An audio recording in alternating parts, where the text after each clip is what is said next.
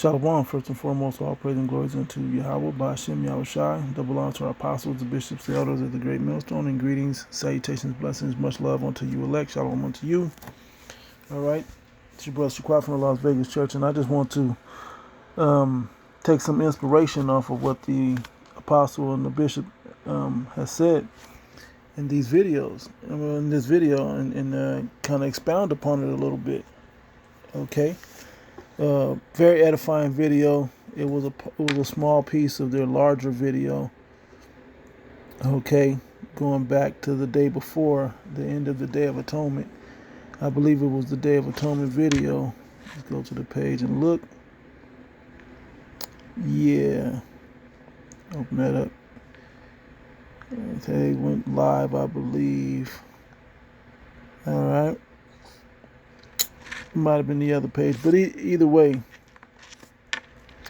he posted this video here. It might have been on Apostles Live on 34th or something like that page. But yeah, subscribe and be edified if you're not already locked in. But if you're watching my video, you should already be locked into all the Apostles videos. But this video particularly, they were talking about the so-called black woman, but women in general. Okay. It says not only is Esau, the so-called white man, being exposed, but you women are being exposed. Okay? And I'm trying to remember exactly the point that they said it at, but nonetheless, they went into, the apostle was speaking on spiritual adultery. And there's a difference between spiritual adultery and physical adultery. Okay? And matter of fact, let me see if I can find it real quick. Just bear with me. A character is like that of a pit bull snake mixed with a snake. A pit bull crossed with a snake. Go ahead, brother. 1 Corinthians 6:9. It says, "Know ye not that the unrighteous shall not inherit the kingdom of the Most High? That's right. Go ahead. Be not deceived. Be not deceived. Go ahead. Neither fornicators." No, fornicators. The word fornication is adultery. In the Greek, it's porneia. Right. Porneia in the Greek. Now, there's physical adultery and there's spiritual adultery. Physical adultery is when you take another man's wife. Spiritual adultery is when you worship other gods. So either or, if you practice either or, well, like it says, you cannot inherit the kingdom of the Heavenly Father, which begins with this knowledge. So go ahead. All right, so that was the point there. Okay, so I want to kind of expound upon it. I mean, we learned it from them, and it's important that this comes around. Okay, because there's a lot of new people coming into this thing, and a lot of new people will come into this thing, and instead of having to watch their 2-hour video to find it, he did put a shorter video, but then to go like we did, we were watching everything that they put up when we came in years ago on YouTube. But now there's so much going out, so much edification going out, you can nearly get specific about individual topics, and you know where they will go over a range of topics in a live session or street teaching or something. We're able to do more direct videos through the Spirit now. Okay, so the understanding can happen a lot faster, and you can pretty much, brothers say, type in GMS in the topic, and something will pop up. I mean, we lost a lot of videos doing the 19, you know, and with the medical info and all of that, but there's still a lot of edification out there. And then this thing is repetitive, so we're always going over and over and over. And it's something I hadn't been into in a while. So what I choose to do this time is just go to the chatgpt and let chatgpt break it down. Okay? You know, of course, the beautiful thing about chatgpt is if you ask the right question, you can get the right answer. You know, it's like I was saying that before chatgpt came around, or any of the other Grok or any of those other AI answering, you know, question answer type apps or whatever, programs or whatever you want to call them, right? I would tell brothers and even tell my children, like, hey, the Google or the internet can answer pretty much anything you know how to phrase the proper question to. And if meaning you got to do a little bit of research, you got to go, as they say now, go down a rabbit hole a little bit. And as you ask questions, you can pretty much get into anything. The scriptures say that in Daniel the 12th chapter. Okay, knowledge shall be increased.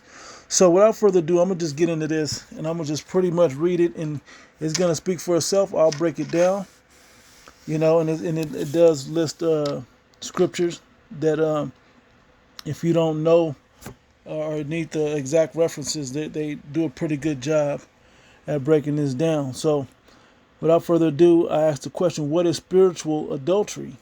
Okay, so spiritual adultery is a biblical concept that describes unfaithfulness to the Most High, which we know the Most High's name is Yahweh, right? It says in a way similar to how a spouse might betray their marriage covenant, okay?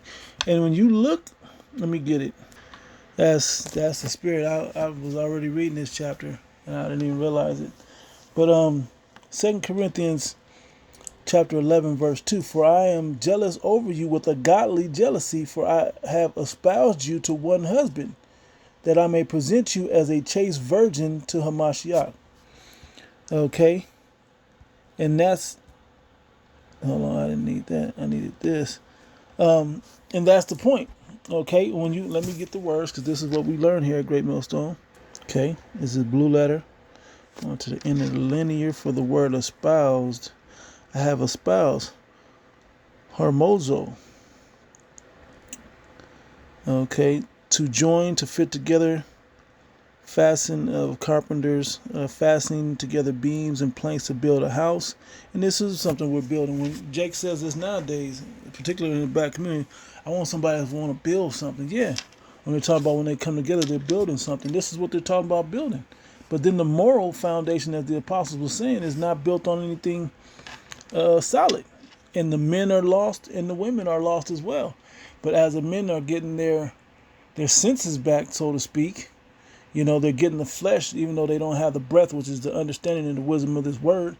That flesh alone is putting them back into their natural masculine roles as Israelites, as men. Okay, it says, and this is where you're hearing that the whole vibration of calling men kings and wanting to call women queens, but that queen thing is something else. And women are still acting like queens, showing you that men are coming into that masculine spirit. Now, some of it is rooted in femininity, okay? That testosterone with the emotions of a woman is like a Molotov cocktail waiting to blow, okay? But then some are coming together and starting to really be about their senses and realizing, you see, like they were going into the red pill thing, MGTOW and IPMOR and all of that. Okay, those movements, talking about Kevin Samuel and some of these other pages, okay, in that video. So check that video out. But going on, says to betroth to a daughter to anyone, to join to oneself, i.e. to marry the daughter of anyone, to betroth, to give one in marriage to anyone. And that's what he has done. We've been espoused back to the Father through Yahweh Shai. And so we have to be presented to Yahweh Shai, okay? Because the Heavenly Father knows that we're filthy, man. To join, okay? Betroth is another one of those words. Let's see if the root has something. This is what we do at Great Millstone. A joining, so we're being joined in two flesh. It says, and we and I knew her, and we became one flesh. When it's talking about Isaac and Rebekah in Genesis, the 24th chapter, I believe it was. All right, and so this is when it said when two flesh are if two flesh are joined together, who could break asunder? Roughly paraphrasing, but y'all get the point. Let me go back. Okay, showing you that we went into a covenant. It says right here, matter of fact, Old Testament, here's the breakdown. The Most High often describes his covenant with Israel as a marriage. Yep. Oh, Jeremiah 3 is a cold chapter. Okay, and Hosea 2, 19. I gotta grab them. Those are good chapters. Jeremiah 3:14. Turn, O backsliding children, saith the Lord Yahweh, for I am married unto you, and I will take you one of a city and two of a family, and I will bring you to Zion. I'll even read the 15th verse, which says, "And I will give you pastors according to mine heart, which shall feed you with knowledge and understanding of what? Of what it takes to be espoused back to the Father through Yahweh Shai." Okay? Because we can't be espoused directly to the Father anymore. He put us away. So we have to be espoused back to Yahweh Shai, right? And so, yeah, this chapter, and at the top of this chapter, well, it says here, Jeremiah 3:1, if any man say, they say, if a man put away his wife and she go from him and become another man's, and that's talking about spiritual adultery. Okay, we're using that, it's talking spiritual, it's talking physical, but we're talking spiritual as well, right? It says, become another man's. How do you become another man's? You let him in you, okay? And that's what this beast is doing. He's trying to put his mark in us. He's trying to penetrate us, okay? And put his spirit in us, okay? That's why I said if any, his name or or accept his mark or his name or the number of his name, yeah, we're being espoused unto him spiritually, okay? Giving allegiance unto him. But those with the Thawa that have the name and the understanding, we're being back espoused to Yahweh Bahashem Yahweh Shai. Okay? It says, shall he return to her again? Shall not that land be greatly polluted? But thou hast played the harlot with many lovers, yet return to me again, saith the Lord. Okay, and there's plenty of chapters that goes into this, and it's crazy. Look, verse 6, this chapter goes hard. Verse 6, the Lord Yahweh said unto me in the days of Josiah the king, hast thou seen that which backsliding Israel have done? She, like a wife, right, is gone up upon every high mountain and under every green tree, and there had played the harlot, meaning had sold ourselves sexually for benefits. Okay? And it goes, and I said, after she have done all these things, turn thou unto me. But she returned not, and her treacherous sister Judah saw it. And this was talking about the difference between the southern kingdom and the northern kingdom. The northern kingdom was always given unto idols, but both did it. Okay? And so I don't want to go too far. Look, it goes, this chapter goes. I will read another, at least verse 8, but the whole chapter is beautiful. It says, and I saw when for all the causes whereby backsliding Israel, this northern kingdom, committed adultery, and I had put her away by sending her into captivity under the Assyrians, okay, committed adultery, and I had put her away and given her a bill of divorce, yet her treacherous sister Judah, the southern kingdom, feared not, but went and played the harlot also. Okay? So this is why we committed spiritual adultery as a nation. Okay? We went off and let the other gods and other nations penetrate us spiritually. And as the apostle and the apostle Gabar and the bishop Sakaran were speaking of so eloquently in that video, they were explaining how when you do that, your spirit as a man goes into that woman. So it's a heavier thing.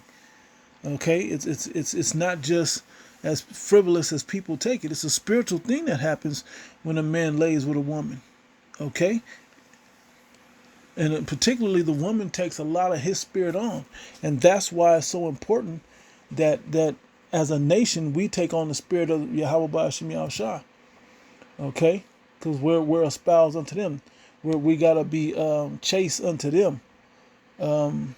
Devoted unto them. I'm trying to think of the other words. Okay, but that kind of hits the point. So let's go back to the chat GPT, which says, I didn't even get Hosea. Hosea is another good chapter. The second chapter is very good as well. But it says, when Israel turned to idols or foreign gods, he called it adultery or whoredom. Ezekiel 16, Hosea 1 and 4. Yep, that's why that whole setup said Hosea's wife Gomer's unfaithfulness was used as a symbol of Israel's unfaithfulness to the Most High, tying in the unfaithful spirit we have as a nation, the same unfaithful spirit our women have to the men. Okay, with the physical adultery, but we as a nation commit spiritual adultery. Okay, in this sense, spiritual adultery equals idolatry, false worship, or putting anything above the Most High. He said, I'm a jealous. Matter of fact, let's get it. Exodus 20, I'll start at verse 2. It says, I am the Lord Yahweh thy God, okay, which have brought thee out of the land of Egypt, out of the house of bondage. Thou shalt have no other gods before me. This is the 10. Okay, this is the top law right here in the 10. And the 10 is a summary of the 613 plus laws, and the 2 is a summary of the 10. Oh, the 2 great commandments, a summary of the 10, right?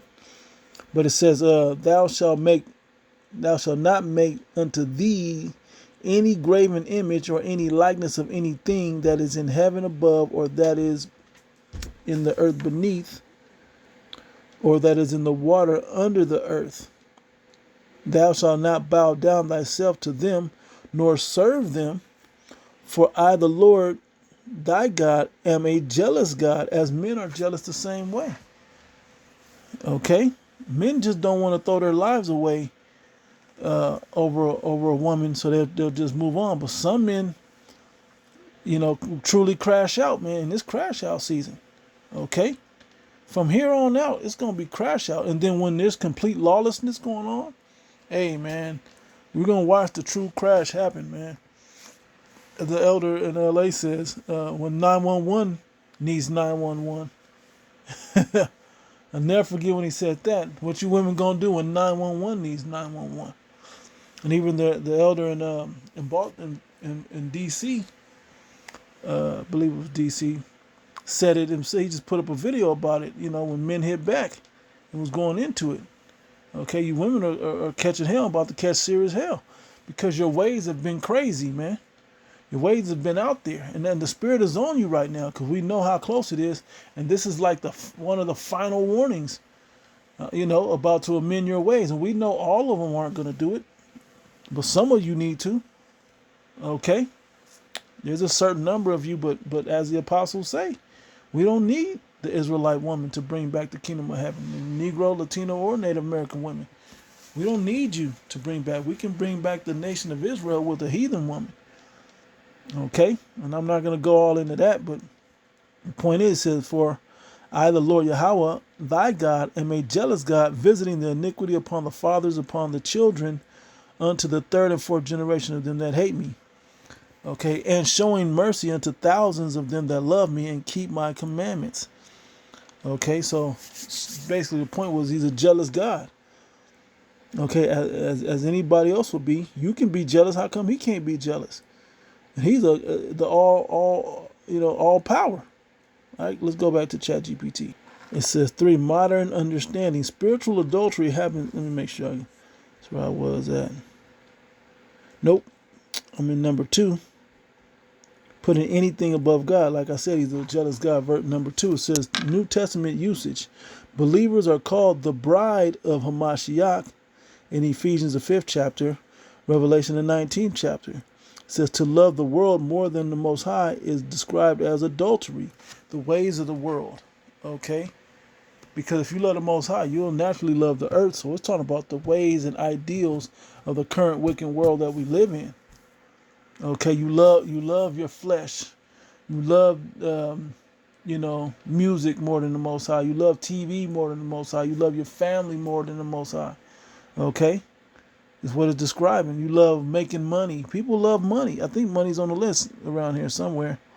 When I glance through this, it says to love the world more than the Most High is described as adultery. You adulterers and adulteresses, don't you know that the friendship with the world is enmity with the Most High? From James 4 verse 4. Okay, in enmity. Okay, it means turning your loyalty, love, or trust away from Hamashiach Yahushai and towards sin, worldly desires, or false teaching. Okay. Modern understanding, spiritual adultery happens when a person worships idols, money. There you go. Worships idols, money, power, status, self, and literal idols. Okay.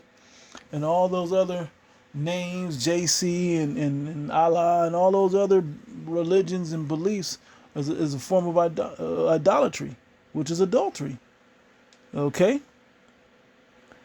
Puts worldly desires above the Most High's will, is unfaithful to Hamashiach by compromising with sin or false religion. See it?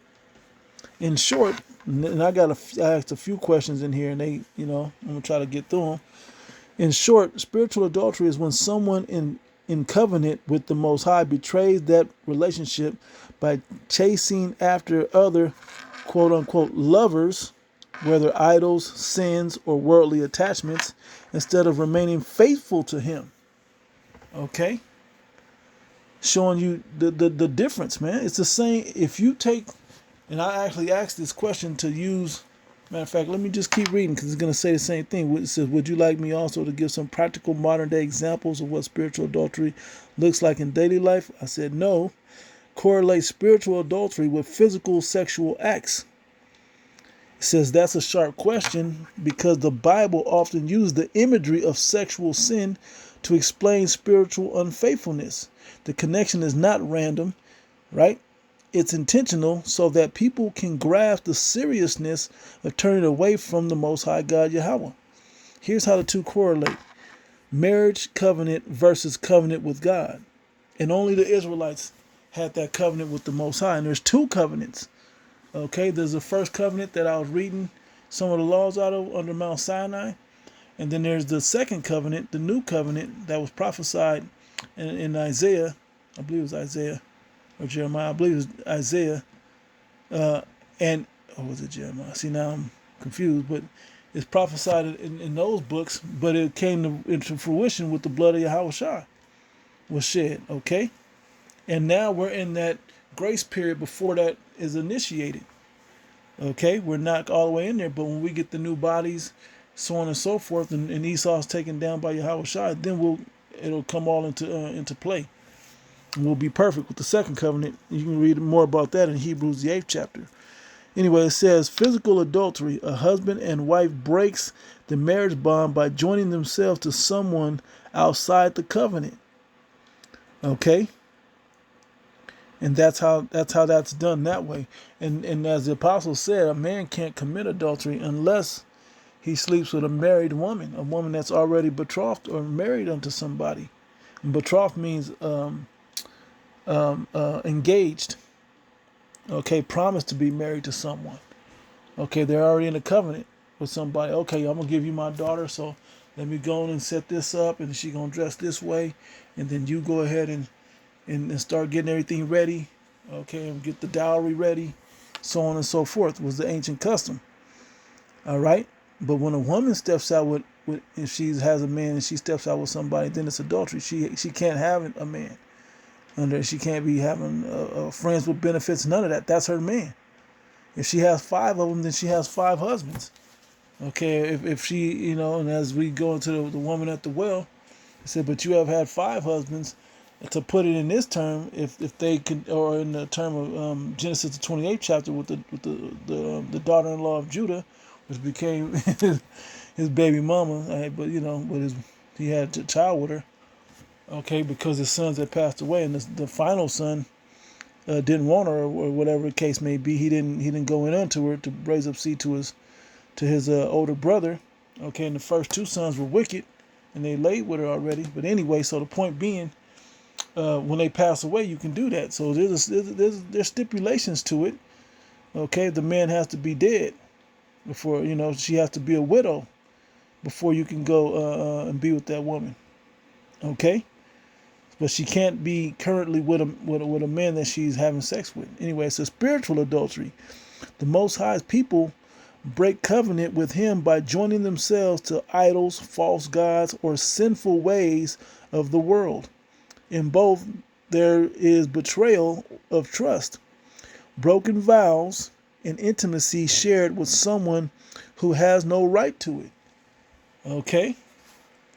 And then they even went into, the apostle and the bishop actually went into why women cover up, because those curves are only meant for your husband to see.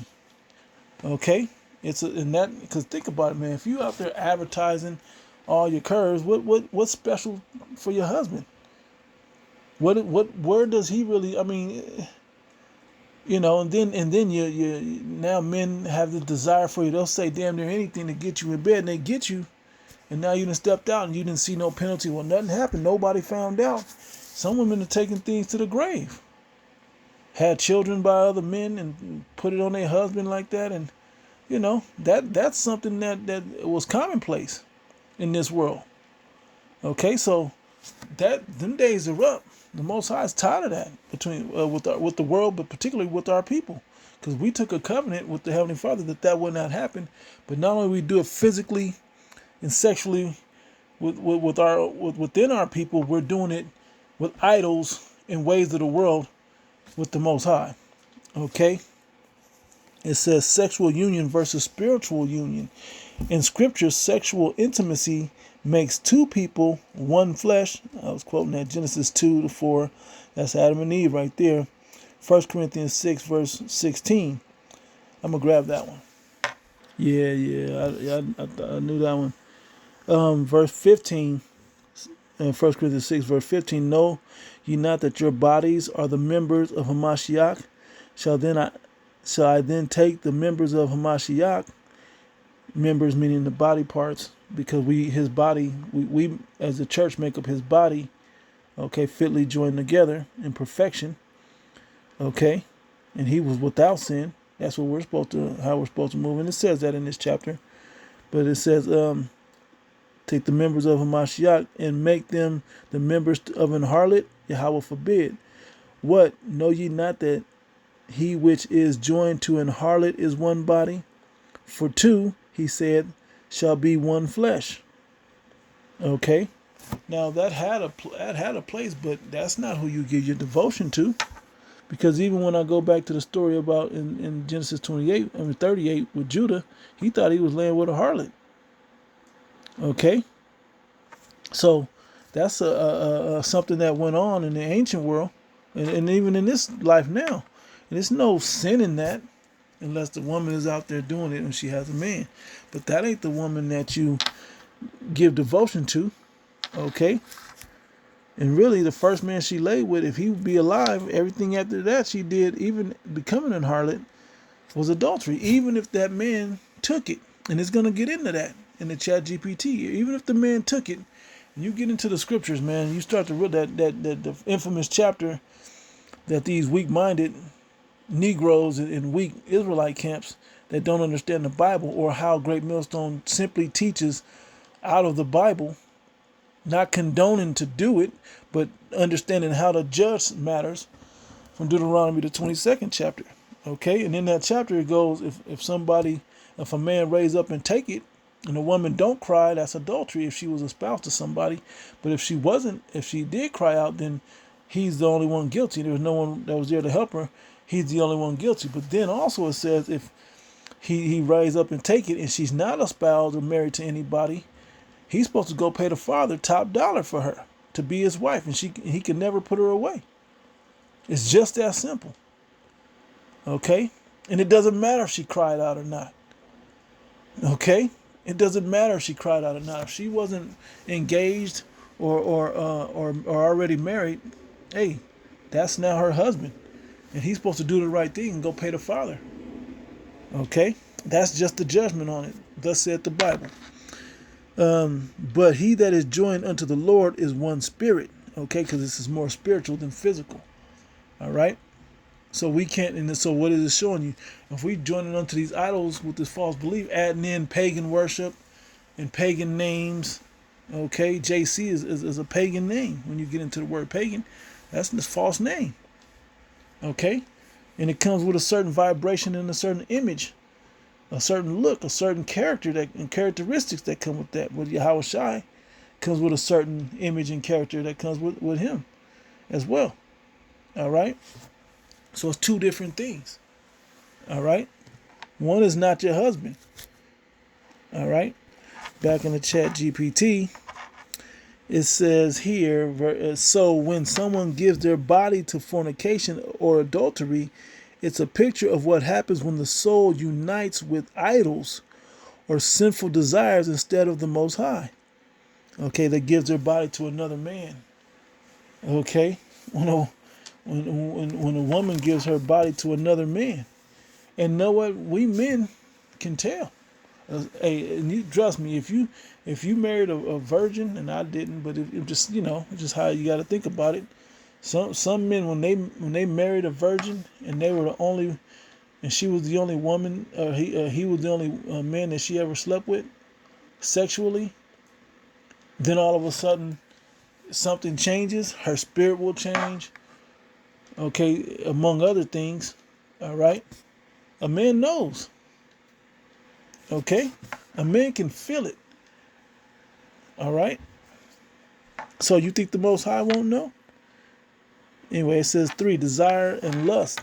Physical sexual adultery starts with lust, craving someone forbidden. Spiritual adultery starts with desiring things forbidden by the Most High, idols, greed, lust for power, worldly pleasures.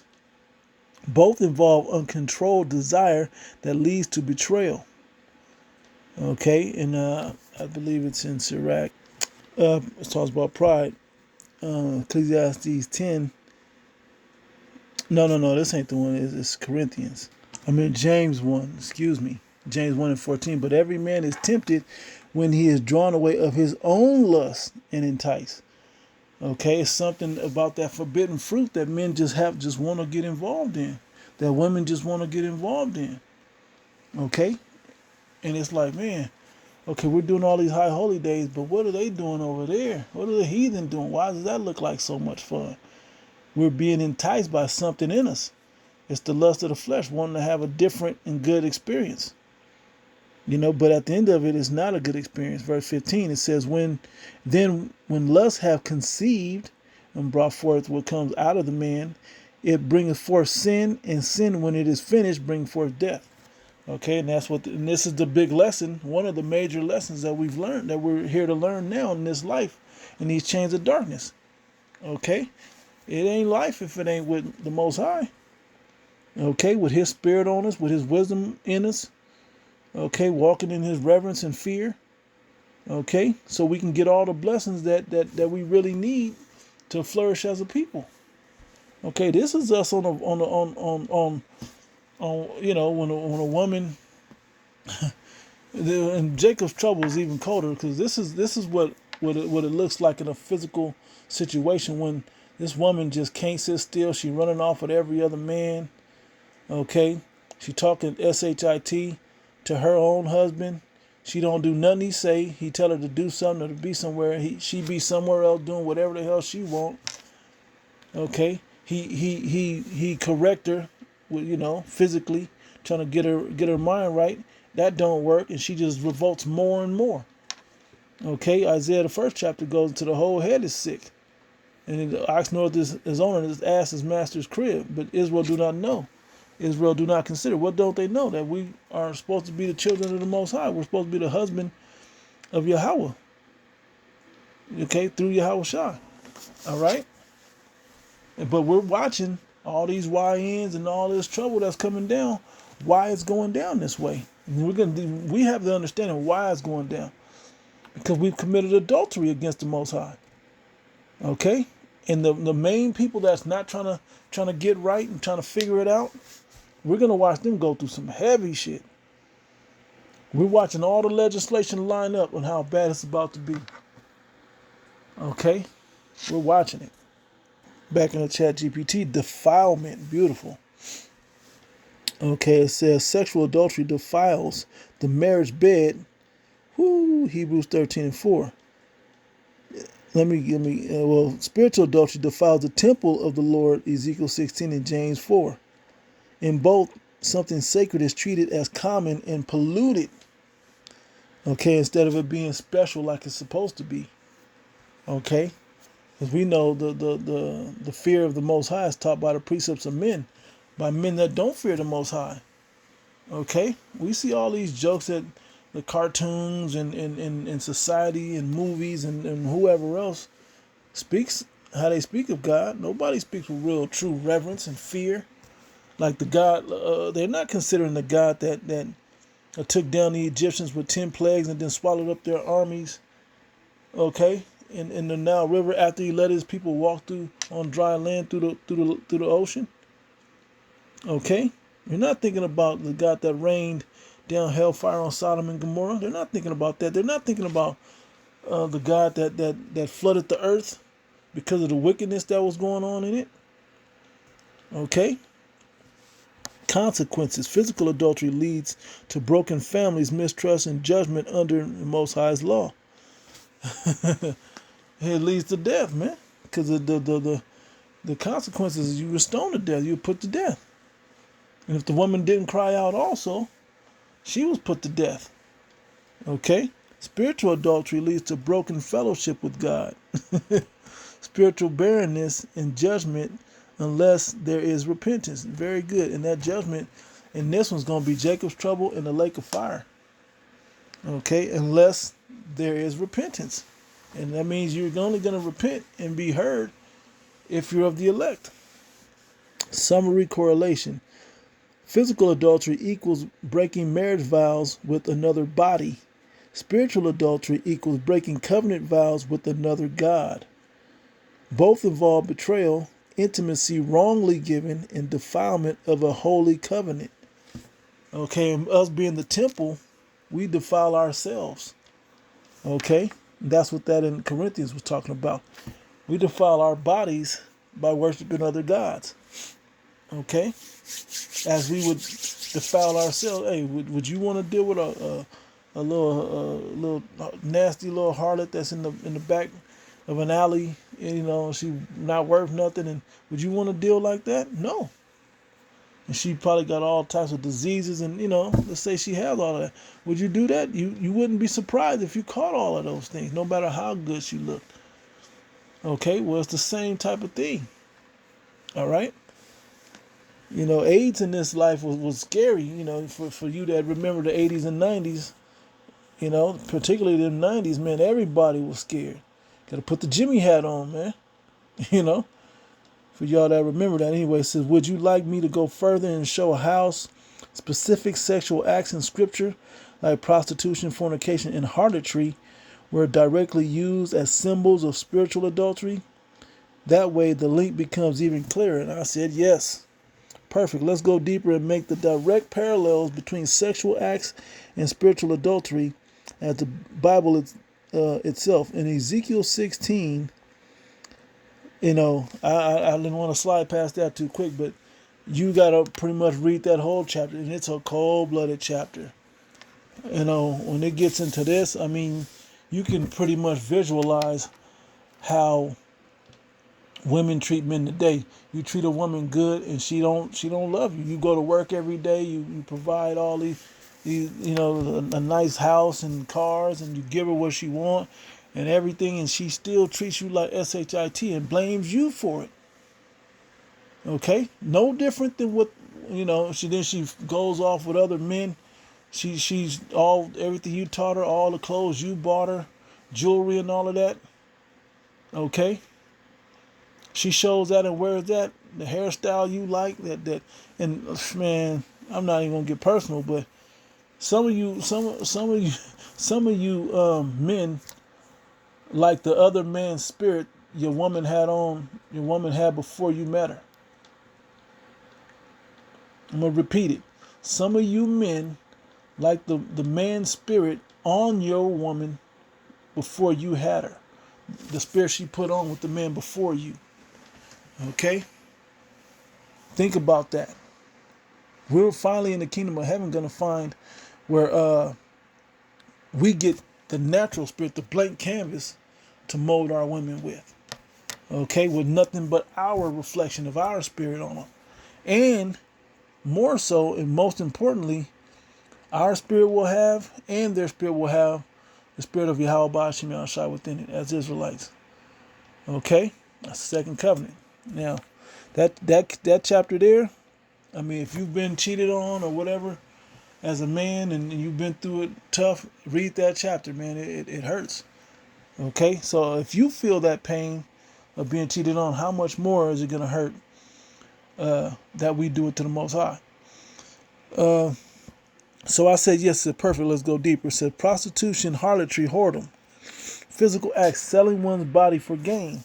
Spiritual acts, selling one's soul to idols, money, or worldly power. Okay, biblical example. Israel is called a harlot because she played the harlot, or played the whore with many lovers. Jeremiah 3:1. I read that in Hosea 1-4. The gain, gold, silver, pleasures, symbolize how Israel chased pagan nations and gods for prosperity. Okay? Just as prostitution trades physical purity for temporary benefits, spiritual harlotry trades covenant loyalty with the Most High for fleeting worldly gain. Okay? So, entertainers, you see these entertainers and these rappers and movie people, and they do the casting couch and they're on the Epstein list, and they say certain things like, they go to the Diddy parties and whatever else, and then, they say things like, they sold their soul to the devil. It was a crappy deal, but at least they got a few toys like a Happy Meal. Okay? You see how their world ends. Because they did all them parties. They sold their soul. They worship Baphomet. They and other things as well. And other gods and things. They're not worshiping Yahweh Bashim Yahshai because the world and the prosperity of the world don't go hand in hand with that. With the Most High and His only begotten Son. All right. Number 2, it says adultery. Physical act. A married person being intimate with someone who is not their spouse. Okay. Spiritual act. The Most High's covenant. People being unfaithful to Him by, quote, unquote, loving the world or worshiping idols. Okay. We hate to flee from this world. Okay. We, how's it going, Peters? We look forward to a world of righteous, a world to come wherein dwelleth righteousness. Okay, to roughly paraphrase that, it says biblical example, James 4:4. You adulterers and adulteresses. I've read that too many times to not read it. Let me go grab it. James 4:4. Ye adulterers and adulteresses, know ye not that the friendship of the world is enmity with the Most High? Whosoever therefore will be a friend of the world, it is an enemy to the Most High. Let's get that word enmity. I'll read it in NLT, then I'll get the word in the KJV. It says, you adulterers, don't you realize that friendship with the world makes you an enemy of God? I said again, if you want to be a friend of the world, make yourself an enemy of God. Now let's get enmity. KJV. Friendship is enmity. Ektra. Ektra. Okay. It says enmity, cause of enmity.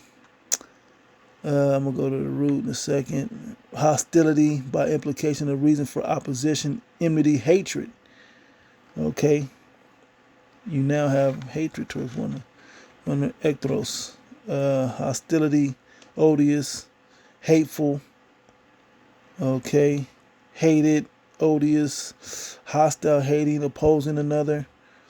Used of men as at enmity with the Most High by their sin. Okay? And the Most High is against us, and we're hated of the Most High because of our sin. And this is what Jacob's trouble is here for. To clean you people up. And I say you people, it's to clean us all up. The difference is we've already been going through the straight gate, through the furnace of adversity already. To start, we begin to make the changes ourselves, through the Spirit. So it's not going to be it's not going to be impossible for us to clean it up. Okay, well, a lot of you other people, you're not going to be able to clean it up. It's going to be too deep. And you're not going to know where to turn or how to follow or how to do it unless the Spirit get upon you because you're of the elect to make them miracle changes. But a majority of our people, it's a wrap. They won't be able to make those changes necessary in short notice. Okay, the elect will, but the rest won't. Basically hostile and hated toward one another. Let's go back to the chat. GPT says, oh wow. Where we at? Yeah. Hey, where was I? How far up was I? Right here. Biblical example. James 4. Read that already. Both involve betrayal. Okay, we read that. So both involve betrayal of a sacred relationship and secret intimacy with someone who has no rightful claim. Fornication. Did I read that already? Physical acts, sin outside of covenant, not married. Spiritual acts, seeking pleasure, religion, or fulfillment outside of God's covenant, outside the rules, out of bounds. Biblical example, Revelation 17 describes the great whore, Babylon, who makes the nations drunk with her fornication, false religion, corruption, and worldly seduction. Okay? By putting her into the democracy. We know Babylon the Great, and the virgin daughter of Babylon is talking about America. And we're watching America force the rest of the world to do what they want them to do. And now the covenants and the different agreements and deals that they've made over the years is coming home where people are just tired of making deals with this whore. Okay? It says, just as fornication is a cheap imitation of true marriage intimacy, false religion or chasing the world is a cheap counterfeit of true union with the Most High. Absolutely. And Solomon wrote about that in Ecclesiastes. All is vanity, the vanity of vanities. Okay, you can get into that. Grape and force acts. Physical acts, someone violating another against their will. Spiritual, false prophets, oppressive rulers. And who was an oppressive ruler? Well, he is about to become an oppressive ruler under this beast system. Okay, trying to force us into the image of the beast, as it was back with Antiochus Epiphanes in the time of the Greeks under Herod.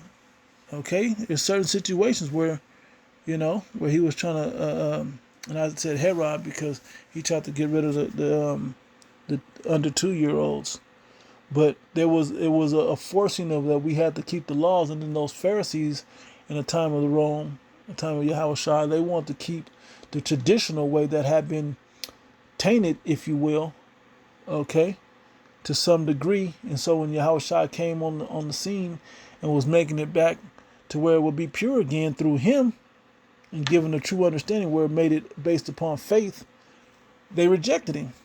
Okay, they want to stick with the false ways.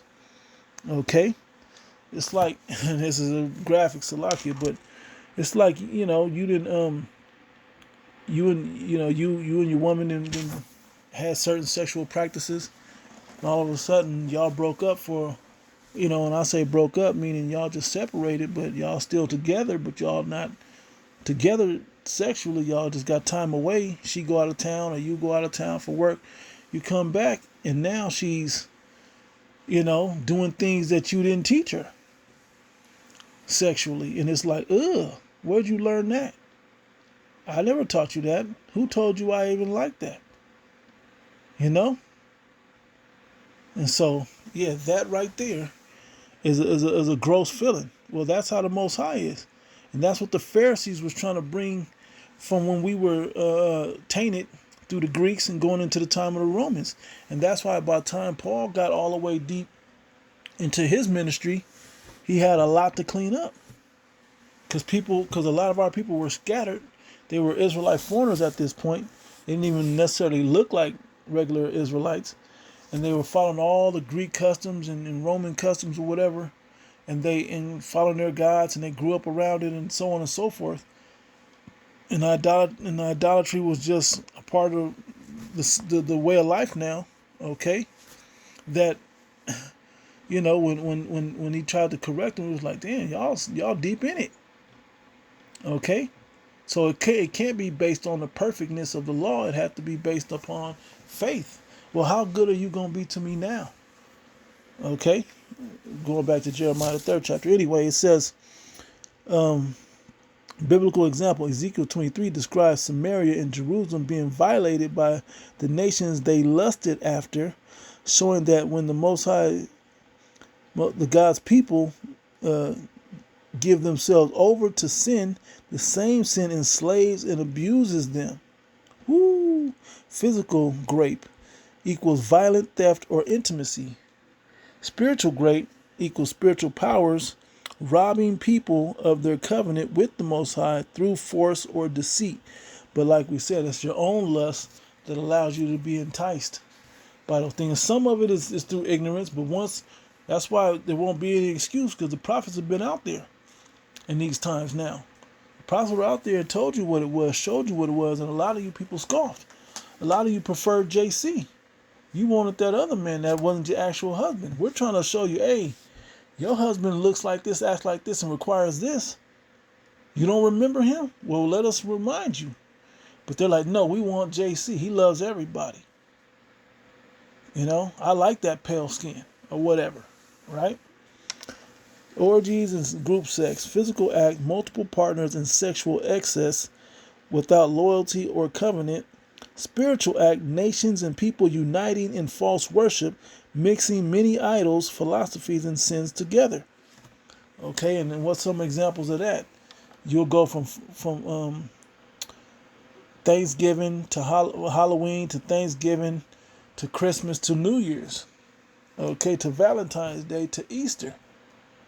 And those are all rooted in different pagan worships. Okay, and they've been remixed and so on and so forth. Other gods had their twist on things. Then you'll celebrate Kwanzaa. And then you'll just be all over the place, man. Just looking for something good to be involved in.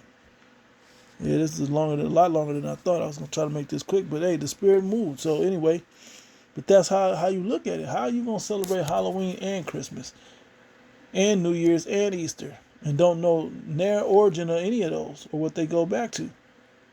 When all of those same dates have spiritual significance on the left-hand side, according to the satanic calendar. Okay, and a lot of the things that go on in those events or parties or so-called holidays, okay, some of those rituals go back to it. The Yule log, what do you think that goes back to? Yuletide and so on and so forth. What do you think Krampus and the Grinch go back to? Okay, what do you think December 25th, whose birthday is that really? What do you think the tree worship is really about? Okay, and we know the answers to these things, and there's plenty of videos on these things. Okay, so it's all spiritual things, the phallus symbol and all of that, and kneeling before the tree is worshiping to go get the presents under, and it's giving you gifts like God will give you gifts. It's making the tree a god. Okay, the Pope with Dagon, that big ass Dagon hat.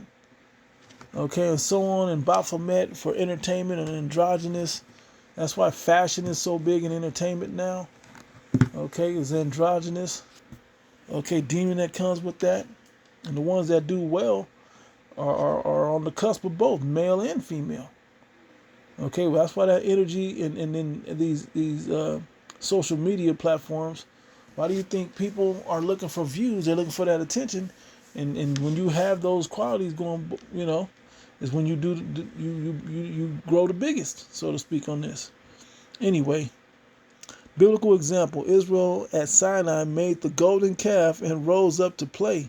Exodus 32:6, a phase often tied to sexual revelry. Spiritually, it was Israel engaging in an orgy of idolatry, mixing the Most High's name with pagan ritual. Absolutely. Both acts show chaotic lust without covenant boundary. Okay, it's absolutely true. Absolutely true. Just doing whatever feels right, doing whatever looks good. Okay, and this world right now is based on that thing in a crazy way. So in summary, prostitution equals selling faithfulness to God for profit or gain. Adultery equals betraying God by turning to idols or worldly love. Fornication equals seeking spiritual intimacy outside of God's covenant.